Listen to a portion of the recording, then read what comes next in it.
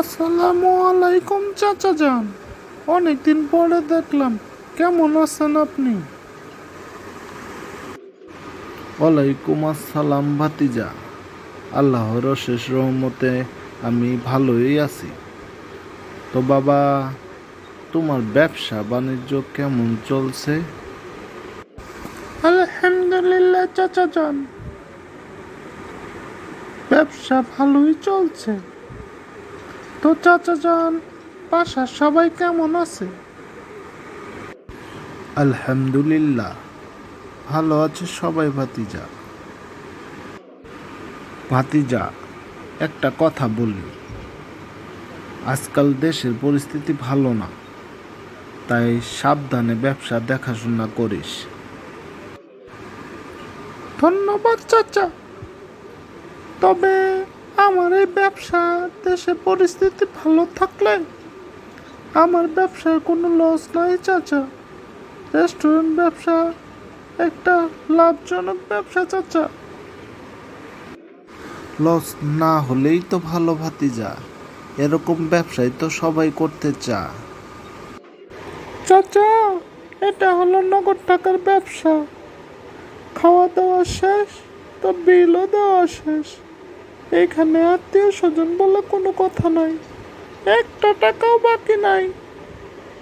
তাহলে তো ভাতিজা রেস্টুরেন্ট ব্যবসা অনেক ভালো ব্যবসা। তুই তো চিন্তা ভাবনা করে অনেক ভালো একটা সিদ্ধান্ত নিচ্ছস। দোয়া করি বাবা, তুই এই ব্যবসা করে ভালো কিছু কর।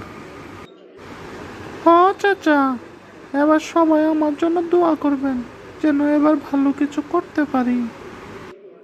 মনে রাখিস ভাতিজা, ব্যবসা হলো পবিত্র এবং হালাল। আমাদের নবী হজরত মুহাম্মদ সাল্লাল্লাহু আলাইহি সাল্লামও ব্যবসা করেছেন। তাই তো মহান আল্লাহ তাআলা এই ব্যবসার উপর 3 গুণ বরকত দান করেছেন। তবে ভাতিজা, ব্যবসা করবি সৎভাবে। আল্লাহ তাআলা সৎভাবে ব্যবসাকে পছন্দ করেন। কাউকে ঠকিয়ে ব্যবসা করা ভালো না, এটা সব সময় চিন্তা করবি। হ্যাঁ চাচা, আমার জন্য দোয়া করবেন, আমি যেন সৎভাবে ব্যবসা বাণিজ্য চালায় যেতে পারি। ভাতিজা, একটা কথা সব সময় মনে রাখবি, তুই যেহেতু রেস্টুরেন্ট ব্যবসা করস, খাবার মানটা সব সময় ভালো রাখবি, এটা আমার আদেশ। হ্যাঁ চাচা, খাবার মান এবং স্বাদ যদি ভালো থাকে তাহলে তো রেস্টুরেন্টে লোক বেশি আসবে, তখনই তো আমার ব্যবসা জমজমাট হবে। আর একটা কথা মনে রাখবি ভাতিজা, অন্যদের মতো পচা নষ্ট জিনিস, মাছ মাংস এগুলো রান্না করবি না, এগুলা মানুষকে খাওয়াবি না। অস্বাস্থ্যকর জিনিস তুই যেমন খেতে পারিস না, ঠিক তেমনি অন্যদেরকেও খাওয়াবি না, এটা আমার অনুরোধ। দোয়া করবেন চাচা, আপনার ভাতিজা এসব কাজ কখনো করবে না। জানিস তো ভাতিজা, এখন আমাদের দেশে ভোক্তা অধিকার আইন আছে। সেই আইন অনুসারে কেউ যদি অস্বাস্থ্যকর পরিবেশে রেস্টুরেন্ট চালায় এবং অস্বাস্থ্যকর খাবার খাওয়ায়, তাহলে তাদের বিরুদ্ধে জেল জরিমানা পর্যন্ত করা হয়। তাই সাবধান ভাতিজা।